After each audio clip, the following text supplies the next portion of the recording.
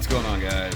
So today on this Shoky Quickie, we're going to take a look at something that was kind of a long time coming, and it is the new Hasbro Lightning Collection Power Rangers Mighty Morphin Lord Drakkon. And if you aren't aware of who Lord Drakkon is, where the heck have you been for the last couple of years as Shattered Grid came out in the comic books? So, Lord Drakkon is basically the result of what happened to Tommy if he never goes good. And yeah, so if you're unfamiliar with the character, there you go. He's evil Tommy, who absorbs not only has the Green Ranger power, but absorbs the White Ranger power as well. It's a very interesting storyline, and this is only his beginning form. Like, he takes on a whole lot more different aspects depending on whose powers he absorbs, ultimately absorbing a lot of stuff. I picked up a GameStop, which is obvious, and for $22.99, though I did have a minor discount, so got it slightly cheaper than that. Other than Amazon, there's only a few places where you can buy him on his own, where he's not totally sold out. I got mine at my local GameStop. They had two of them. I picked the one that looked slightly better, and I mean by a lot, because there's clearly some paint issues there. Generally, with Lightning Collection, the first run of a figure usually has a lot more issues than the later runs, but there's that. So really nice image here, same nice image there. Thing on the back looks pretty good. I think it's more like a CG render. That's not the actual figure, because he's being attacked by Sub-Zero right here. So let's go ahead and open it up. It'll be my first Tommy from the Lightning Collection, so let's check it out. And Turntable Time. So as for my first Lightning Collection Ranger, he's interesting. I'm not seeing a whole lot different, realistically.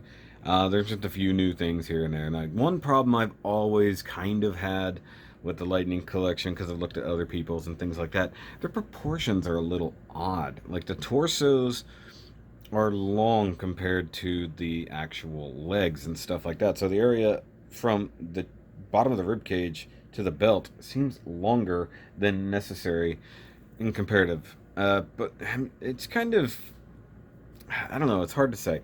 Now, one thing is that Lord Drakkon has never been really on screen, with the exception of a couple promotional videos they did for Shattered Grid, and that was actually JDF in the suit and stuff like that. But that's about it. Like, he doesn't exist in the live action verse, he only exists in the comic book.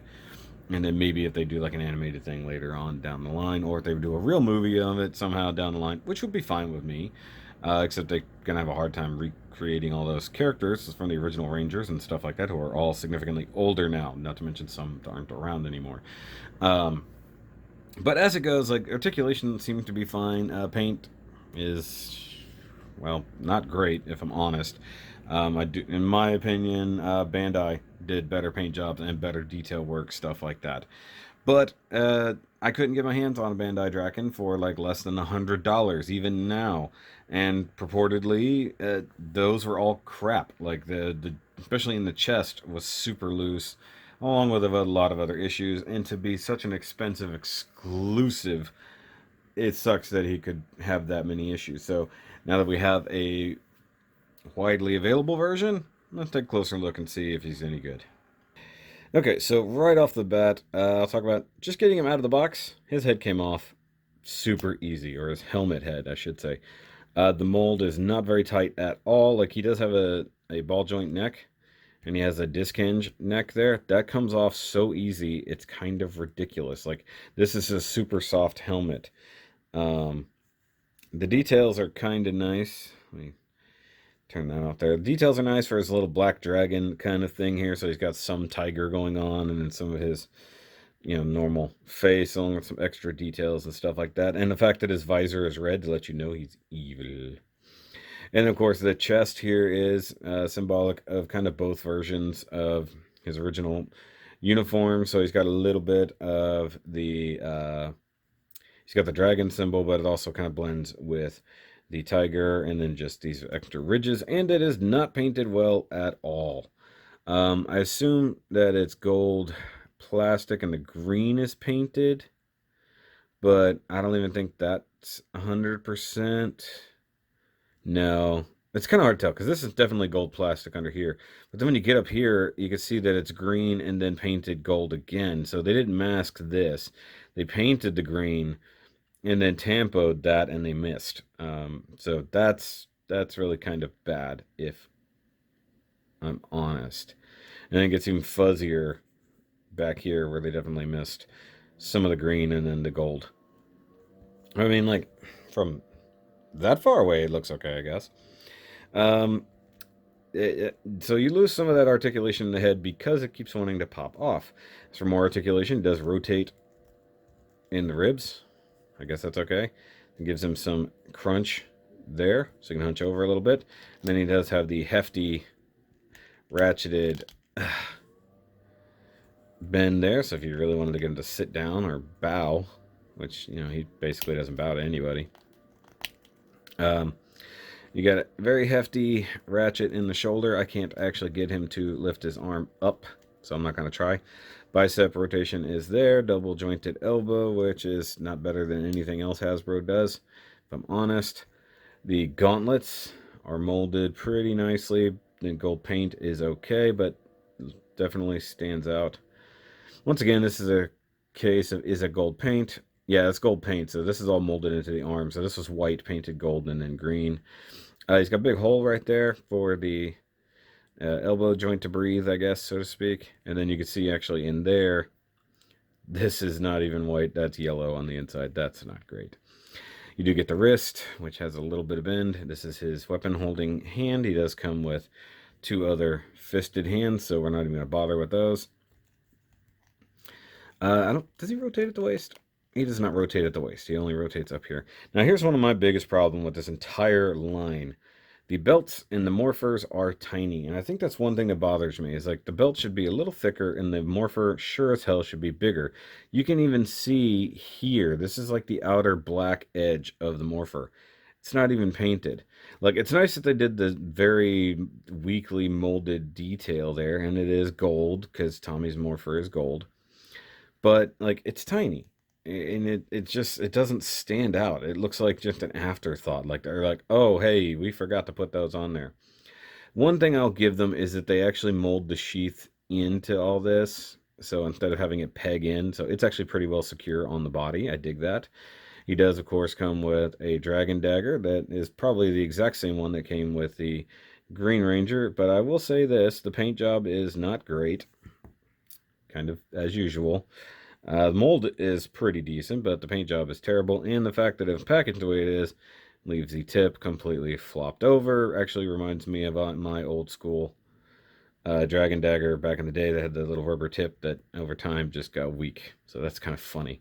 Also, it's interesting that the Dragon Dagger doesn't change. Like, nothing about it changes. Oh, yeah, he can hold it, I think. I'm just going to say I think, because his weapon is super thin plastic and soft and all that noise. So, okay, he can hold the Dragon Dagger. I just wish they had painted better details. Like, he's missing some of the silver details, and the outer edge is so sloppy, it's ridiculous. And, like, they didn't even paint any of the details on the handle. Like, they could have. They just didn't. But back to articulation and stuff. Ball joint mounted hips. Can do a pretty good Jean-Claude. Can kick forward like that for a decent chorus line. Double jointed knee, can get him in a good squat. That's not bad. Ankles are about as good as anybody's ankles are. So it's a disc hinge with a ball joint mounted in the foot. The actual ankle tilt is not working for me. He does have a molded butt. Okay, so he does also come with a couple extra accessories. It comes with this beam effect thing, so it's a attack deflecting thing, I guess. And you sort of... I haven't figured out 100% how to do this. I think it goes in like this, like just to the end of the blade. So I figured out the best way to do it. It kind of just clips on to the blade, sort of like that. Or maybe it's supposed to be this way, which would probably look better if I'm honest. Let me see here. Like, I don't know if it's the same effect they've used for other people, but I think that's really stupid. Like, I like the lightning effects and some of the flame stuff they've done, but this kind of thing is just dumb. Like, it just strikes me as they needed some type of effect. And I get that Hasbro's doing this a lot more with the Marvel Legends and things like that, and Star Wars, and definitely Transformers. But this is just stupid. Like, it serves no purpose in my mind. The other main accessory comes with is a Drakkon head, which is a really good looking JDF head. Actually looks like modern JDF. It's even got the weird scar, veiny things going on. His eyes are okay. Super not clear though. Those also should be like darker, like infected looking, because he is definitely infected with evil. He's super evil, by the way. Like, really, really freaking evil. Like, he does some pretty evil stuff, especially once he gets to dimension hopping. But look at this. I can't even get the head on the ball joint. Like, is that... Am I the only one having this problem? Like, it doesn't go on. Like, that's what it took. Like, it finally felt the click there. And now he's all crooked. So, I mean, it looks fine, but...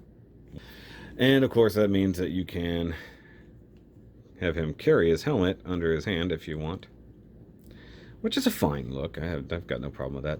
One thing that sucks is because this ridge is soft plastic, like, you can just tell that over time that's going to get squished. I kind of wish that the details and stuff were better. And one thing is, like, to get him in a slightly more complete form that he needs, you'll have to get a regular White Ranger Tommy to get a Saba, because he does eventually get Saba in the storyline. Spoilers. He does some not so great things to Saba, but he does get him eventually. Actually, thanks to the real Rangers, he gets a hold of Saba.